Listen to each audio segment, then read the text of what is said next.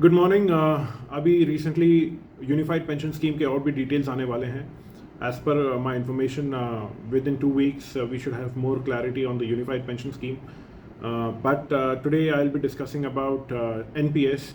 NPS में क्या government employees के लिए क्या प्रोविजंस हैं, एंड उसके अलावा I will be discussing the performance of all the fund managers so far. उनके डिफरेंट स्कीम्स के परफॉर्मेंस को कंपेयर करेंगे, and after that we will be discussing on how we can change the schemes for maximum returns instead of the default option जो already government employees के पास है. So this can help you in being more conscious towards your own contribution. And apart from that, we can also discuss ki what is a separate mechanism by which we can get even higher returns using NPS, and उसमें tax का भी benefit ले सकते हैं. So first of all, good morning and welcome. And पहले तो हम ये बता देते हैं कि ये जो रूल पोजीशन हम देख रहे हैं ये एनपीएस वेबसाइट से है. And as per this website एक इनिशियली सबका डिफ़ॉल्ट स्कीम में होता है जो 3 स्कीम्स आते हैं. जो टायर 1 के लिए there is only 1 default scheme for tier 1. It is contributed, the contribution is allocated to 3 pension fund managers, SBI, UTI and LIC in pre defined proportion. ठीक है. एंड इसके अंदर for every manager there are 3 different asset classes. There are basically 4 asset classes. Fourth one is alternate investments A. So अभी तो equity, corporate bonds, government services हैं. But for NPS investment के लिए for government employees there is only 1 scheme default available to central government wherein the contributions are allocated to 3 public sector fund pension fund managers. ठीक है. इसमें ratio होता है कि वो लोग जो इन्वेस्ट करते हैं 55% in government securities, 45% in debt securities and 5 in monetary market, money market instruments. So under tier 2 आपके पास फुल फ्रीडम है, आप किसी में भी इन्वेस्ट कर सकते हैं. आपके ऊपर है आपकी एपेटाइट कितनी है, रिस्क एपेटाइट. ठीक है. इसमें you can study more about these. But one thing to note is जो scheme preference change option is not available to government subscribers for tier 1. For tier 2 it can be done. ठीक है, once in a financial year. लेकिन tier 1 में scheme preference change नहीं कर सकते हैं. हम देखेंगे कि इसमें भी 2 टाइप के होते हैं, एक्टिव और auto. And after logging in, I will show you that even if I try to change in the active mode, there is a default option for government bonds only. I cannot change it. I cannot change it to equity in tier 1. I'll show it to you later on. So इसके अलावा there is another जो options है इसमें और detail में बता रखा है कि there are around 8 pension fund managers recent so far अभी के टाइम पे. And इसमें for every pension fund managers इसमें इन्वेस्टमेंट ऑप्शंस 2 टाइप के होते हैं, जैसे I said before, active choice and auto choice. Active is one where subscriber को एक्टिवली डिसाइड करना है how to decide how much contribution किस में इन्वेस्ट करना है. पर्सनल प्रेफरेंस वो सेट कर सकता है कि मुझे 100% इक्विटी में करना है या फिर 50% इक्विटी में करना है, 20% गवर्नमेंट बॉन्ड में करना है. ये सारी ऑप्शंस आपके पास रहेंगे. लेकिन फॉर गवर्नमेंट एम्प्लॉयज़ ये नहीं है. You cannot change it to equity और debt instruments. There is only 1 default option, वो है गवर्नमेंट बॉन्ड्स, है ना. इसमें 4 एसेट क्लासेस होता है, saying government bonds, equity, corporate debt, alternate investment funds. ठीक है. ये क्लास ए का जो मैं कह रहा था, asset class A, alternate investment funds including instruments like CMBS, MBS, REITs, AIFs etcetera. ठीक है. सो एक्टिव चॉइस अगर करते हैं, so up to the age of 50 years a person can select equity investment 75%. उसके बाद से थोड़ा कम होने लग जाता है.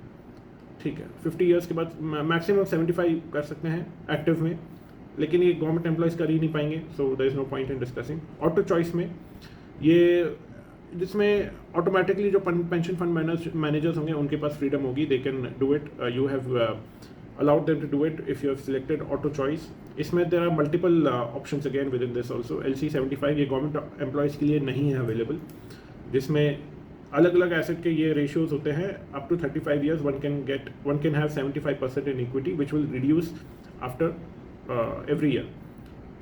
This अभी गवर्नमेंट एम्प्लॉयज़ के लिए 2 ही ऑप्शन हैं अंडर ऑटो चॉइस, वो है LC50 and LC25. So LC50 में 35 years तक मैक्सिमम इसमें इक्विटी में 50% कर सकते हैं. उसके बाद ये धीरे धीरे कम होने लग जाएगा. अगर आप ये नहीं करते, जो डिफ़ॉल्ट मोड होता है, डिफ़ॉल्ट मोड में तो यू नो जैसे मैं बता रहा था, इसमें 85% आपका गवर्नमेंट में रहेगा. सो डेफिनेटली इसका रिटर्न कम रहता है. अभी when we will check the performance I let you no.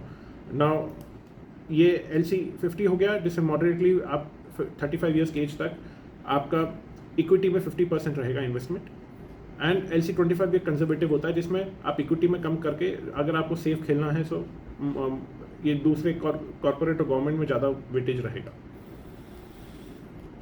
But the main thing is अभी जैसे हम परफॉर्मेंस चेक करते हैं, सो टायर 1 में इक्विटी किसी ने अगर सिलेक्ट किया होगा तो ये रिटर्न आ रहा है जो कुछ ईयर्स में 1 ईयर के रिटर्न में 35% ग्रोथ है, जो कि बहुत अच्छा है। बट लॉन्ग टर्म में देखा जाए तो अराउंड 25 ईयर्स में 21% रिटर्न आ रहा है। ये आप यू कैन सी कि कौन सा बेस्ट रिटर्न दे रहा है।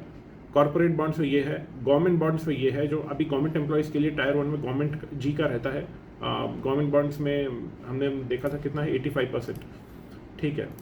सो इसमें रिटर्न अराउंड 10% रहेगा first year, and overall return इतना रहता है। बट इसका 85% अमाउंट ही इसमें जा रहा है, बाकी का दूसरे उसमें जा रहा है इन्वेस्टमेंट्स।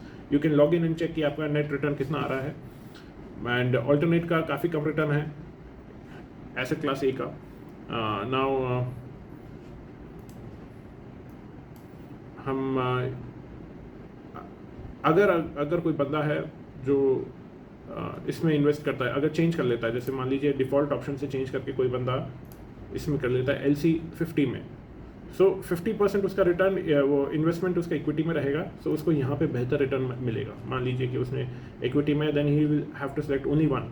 सो अगर if he chooses Tata pension management, तो इसमें 50% में है ना उसका अच्छा रिटर्न आएगा, से 25% के आसपास रिटर्न आएगा। बाकी के 50% जो डिवाइडेड है उनके हिसाब से रिटर्न आएगा। किसी का अगर कुछ पैसा ऑल्टरनेट इन्वेस्टमेंट में लगा हुआ है तो उसमें 4% आएगा, वो रेशियो के हिसाब से डिवाइड हो जाएगा, and then you will be able to calculate. So total अगर क्योंकि 50% ही है इक्विटी में, तो 25% रिटर्न नहीं आएगा, it would again come around 12 to 11% के आसपास। सो नॉर्मल डिफ़ॉल्ट मोड में किसी को अगर 9% मिल रहा है, सो यहाँ पे आपको 11-12% रिटर्न मिल सकता है।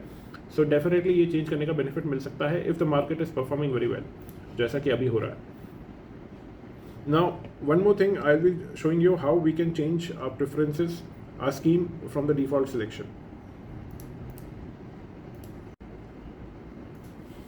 सो as you guys can see, ये मेरा लॉगिन पेज है NPS में लॉगिन करने के बाद। When we go to transaction, यहाँ पे there is an option to change pension fund manager and asset class। ये सिलेक्ट करते हैं, ये टायर 1 के सिलेक्ट करेंगे। I don't have tier 2 account so far. ये सिलेक्ट करने के बाद ये दिखाता है, यहाँ पे स्टैंडर्ड दिखा रहा है। तो स्टैंडर्ड का मतलब है कि जो डिफ़ॉल्ट ऑप्शन मेरा सिलेक्टेड है, and it is divided among LIC pension fund, SBI pension fund and UTI retirement solutions. इसमें आगे सबमिट करना है। Now there are 2 options available for me. पहला है कि मैं एक्टिव चॉइस करूं, ठीक है। दूसरा है अगर मैं ऑटो में करता हूं तो इधर आई गो फॉर मॉडरेट LC50 और conservative auto choice LC25। So LC75 option is not available, you guys can see. Active choice में भी if I try, there is only one option available. कोई भी पेंशन फंड मैनेजर सेलेक्ट होगा तो भी government bond का ही option है, जिसमें 100% गवर्नमेंट में हो जाएगा। मान लीजिए मैं कोटक महिंद्रा करता हूँ तो भी इसमें गवर्नमेंट वाली स्कीम ही दिखा रहा है। I can not change the scheme preference over here, I will have to go with only government. HDFC का था तो भी गवर्नमेंट वाला दिखा रहा है। इक्विटी वाली scheme I can not select, corporate वाली scheme I can not select at all. जैसा कि हमने इस रूल में देखा था ये कि scheme preference change option is not available to government subscribers for tier 1। So यहाँ पे मैं एक्टिव चॉइस करता तो I will have to go with government bonds, and government bonds का यू कैन सी इतना ज़्यादा अच्छा नहीं है जितना इक्विटी का है। ये देखो टायर 1 में गवर्नमेंट बॉन्ड्स का देख लीजिए, रिटर्न 7% है, 8% है। उसमें भी आई थिंक मैक्सिमम किसका है, SBI का है 9.26, है ना, और ओवरऑल रिटर्न उसका 8.72% है। इक्विटी में अगर देखेंगे तो डिफ़ॉल्ट रिटर्न 10 साल का ही 14% है, लेकिन we have no option, we can not change it. The best way out is कि आप ऑटो चॉइस में सिलेक्ट कर दीजिए, जिसमें 50% of investment will be in the equities and the rest will be in different, जैसा इसमें दिखा था। सो अगर आप LC50 सिलेक्ट करते हैं, मान लीजिए आपने यहाँ पे सिलेक्ट किया, आपको यहाँ पे सबमिट करना है कि एक ही, now instead of 3 pension fund managers you will have to select only 1। So आप यहाँ से कंपेयर करिए कि आपको कौन सा पेंशन फंड मैनेजर का रिटर्न सबसे अच्छा लग रहा है। This sheet is up to 6 September 2024 and it is available on the website when you check for the performance.